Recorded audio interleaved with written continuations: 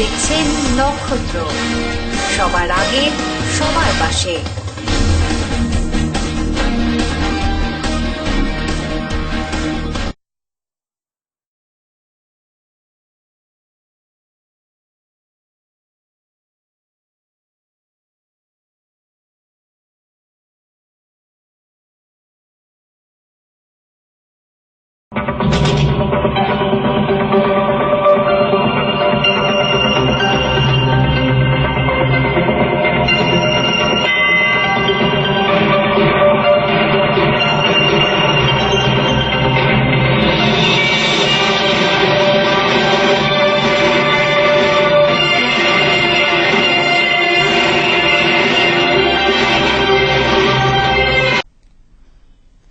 নমস্কার, আমি সুরঙ্গনা। শুরু করছি নক্ষত্র নিউজ। আসছি বিস্তারিত খবরে।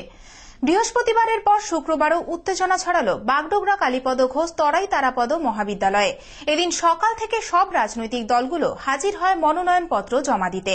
সকলে যাতে মনোনয়নপত্র জমা দিতে পারে তার জন্য বিশাল পুলিশ বাহিনী উপস্থিত ছিল কলেজ চত্বরে। তৃণমূলদের দাপটে সকলেই আসতে ভয় পাচ্ছিল, কিন্তু পুলিশ সকলকেই পাহারা দিয়ে নিয়ে আসে।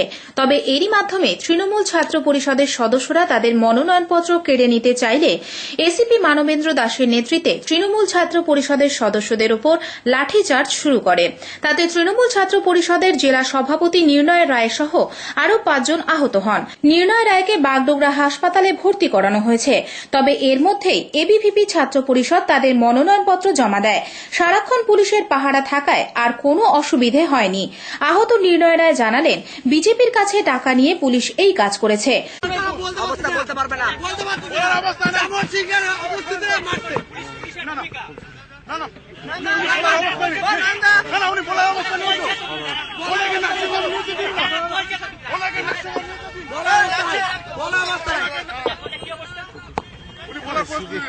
মানবেন্দ্র দাস পুরো নির্লজ্জভাবে বিজেপির কাছ থেকে পয়সা করে নিয়ে ওদেরকে আমাদের ছেলেকে বেছে বেছে মারছে আর বিভিন্ন রকম ইয়ে করছে। আমি দাঁড়িয়েছিলাম, কাউকে কিচ্ছু হয়নি, অকারণে এসে মেরেছে মানবেন্দ্র দাসী সব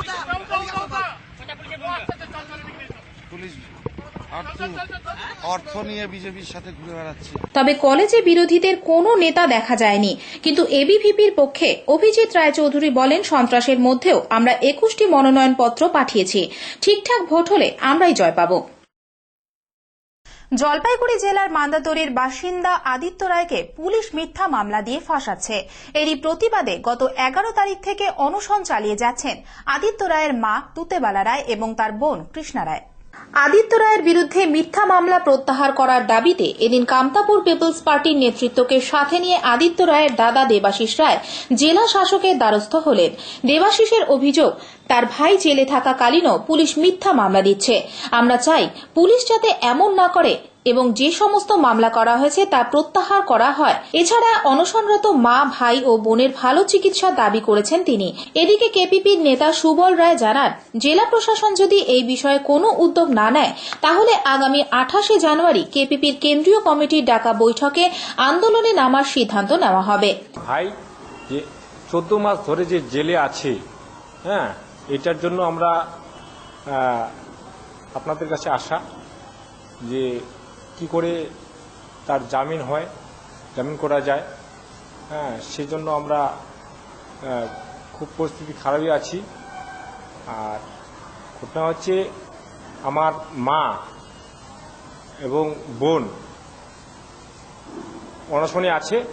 মা এবং বোন ভাইকে যে পরপর কেস দিচ্ছে, আদালত জামিন দিচ্ছে, অথচ কেন আমাদের পুলিশ জেল থাকাকালীন অ্যারেস্ট করতেছে, সেটা জানার জন্য আমরা আমার মা এবং বোন অনশনে বসতে বাধ্য হয়েছি। কারণ আদিত্যের মা 65 বছর বয়স, তিনি অনশন করে যাচ্ছেন। যে কোনো মুহূর্তে যে কোনো খারাপ কিছু হতে পারে, তার জন্য প্রশাসন দায়ী থাকবে। যে আদিত্য রায় নামে একটা ছেলে 24/12/2013 অ্যারেস্ট হয় মাটিগাড়া থানার থেকে। অ্যারেস্ট হওয়ার পর সে তারপর জলপাইগুড়ি জেলে চলে আসে। জলপাইগুড়ি জেলে আসার আগেই যে বজ্রাপাড়ায় কেসটা হলো, ঘটনাটা, সেই কেসটা ওর নামে দিয়ে দিল। ও কিন্তু তখন জেলে। তারপরে জামিন হয়ে গেল ইয়েতে, জামিন হওয়ার পরে দেখা গেল আলিপুরদুয়ার থেকে আর একটা নতুন কেস আসলো, সেটাও জেলে থাকাকালীন কেসগুলো হচ্ছে, সুন অ্যারেস্ট, রিঅ্যারেস্ট, এই ধরনের কেস আবার শুরু হয়েছে, যেটা বামফ্রন্টের আমলে ছিল, এটা এখন আবার শুরু হয়েছে। তো এটার ব্যাপারে একটা ছেলে, সে অন্যায় করতে, হয়তো সে অন্যায়কারী হতে পারে, যে অন্যায়টা করছে তার বিচার হোক, কিন্তু অন্যায় করার পরে তাকে নতুন করে অন্যায়কারী সাজানো হচ্ছে, জেলে রেখে তারপর সে বিভিন্ন কাজে মার্ডার করে বেড়াচ্ছে, অমুক করে বেড়াচ্ছে, জেলে সে আছে, সে কোথায় কি করলো? এই পরিস্থিতিতে আর একটা কেস তার নামে দেওয়া হয় নতুন করে। এই পরিস্থিতিতে আমি আজকে ডিএম সাহেবের সাথে দেখা করতে গেছিলাম, ডিএম সাহেবের সাথে দেখা হয় নাই, এসডিও ম্যাডামের কাছে দেখা করলাম, দেখা করে এসডিও ম্যাডামকে লিখিত দিলাম, এসডিও ম্যাডাম কথা দিল যে আমি আজকেই ওনার কাছে পাঠিয়ে দিচ্ছি, ডিএম সাহেবের কাছে, এসপি সাহেবের কাছেও একটা পাঠাচ্ছি, যথাসম্ভব আমরা চেষ্টা করতেছি কি করা যায়। আমি এসডিও ম্যাডামকে বললাম যে ওর মা আজকে 65 ইয়ার্স ওল্ড, সে আইসিইউতে আছে, অনশনে আজকে 11 দিন হয়ে গেল। যখন তখন কোনো কিছু একটা হয়ে যেতে পারে, কিন্তু যখন তখন কোনো কিছু একটা হয়ে গেলে কিন্তু সেদিন কিন্তু আপনারা কেউ রেহাই পাবেন না, সেদিন লক্ষ লক্ষ লোক কিন্তু নেমে যাবে। 28 তারিখে সেন্ট্রাল কমিটি আমাদের একটা মিটিং আছে, বৈঠক, সেই মিটিংয়ে আমি এখানে বললাম যে 28 তারিখে একটা সেন্ট্রাল কমিটির মিটিং আছে, আমরা মিটিংয়ে সিদ্ধান্ত নেব 28 তারিখের মধ্যে যদি কোনো কিছু আপনারা না করেন তাহলে আমরা সেই মিটিংয়ে সিদ্ধান্ত নেব, সেটা 10,000 না পড়লে 1,000 লোককে নিয়ে পদপথ করব। নেতাজি সুভাষচন্দ্র বসুর অন্তর্ধান রহস্য উন্মোচনে চতুর্থ তদন্ত কমিশন গঠন সহ 4 দফা দাবিতে জলপাইগুড়ি জেলা শাসকের দপ্তরে আইন অমান্য কর্মসূচি পালন করল জলপাইগুড়ি ফরওয়ার্ড ব্লক। এদিন জলপাইগুড়ি সমাজপাড়া আইওএমএ ময়দান থেকে ফরওয়ার্ড ব্লকের কর্মী সমর্থকেরা বিরাট মিছিল বের করে জলপাইগুড়ি শহরের কদমতলা থানা মোড়, পোস্ট অফিস মোড় হয়ে জলপাইগুড়ি জেলা শাসকের দপ্তরে যান। জলপাইগুড়ির ডিএসপি প্রভাত চক্রবর্তীর নেতৃত্বে বিরাট পুলিশ বাহিনী মোতায়েন করা হলেও ফরওয়ার্ড ব্লকের কর্মীরা পুলিশের ব্যারিকেড ভেঙে জেলা শাসকের দপ্তরে ঢোকার চেষ্টা করলে পুলিশ আটকে দেয়। এরপর আইন অমান্য করার জন্য গ্রেপ্তার করা হয় ফরওয়ার্ড কর্মীদের। সংগঠনের পক্ষে গোবিন্দ রায় বলেন, নেতাজি সুভাষচন্দ্র বসুর অন্তর্ধান রহস্য উন্মোচনে চতুর্থ তদন্ত কমিশন গঠন করা সহ 23শে জানুয়ারিকে দেশপ্রেম দিবস হিসেবে ঘোষণার দাবি করছি। এছাড়া লালকেল্লায় আজাদ হিন্দ বাহিনীর শহীদদের স্মরণে স্মারক স্থাপনের দাবিতেই আজকের এই আইন অমান্য বলে তিনি জানান। নেতাজি সুভাষচন্দ্রের জন্মদিন জাতীয় দেশপ্রেম দিবস ঘোষণা করতে হবে। ভারতবর্ষে বিভিন্ন মনীষীর জন্মদিন, বিভিন্ন দিবস পালিত হয়।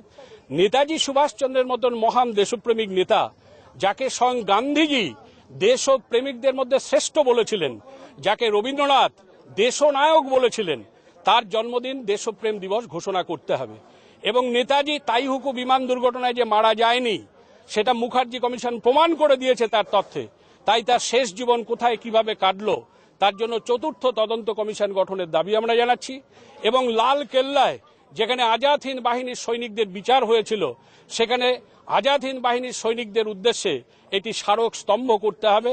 এবং ভারত সরকারের কাছে নেতাজি সংক্রান্ত যে দলিল, যে ফাইল অপ্রকাশিত আছে, অবিলম্বে সেই ফাইল প্রকাশের আমরা দাবি জানাচ্ছি। এই দাবিতেই আজকের আইন অমান্য। দেশব্যাপী এই আন্দোলন কর্মসূচির অঙ্গ হিসাবে জলপাইগুড়িতেও আমরা উদযাপন করলাম।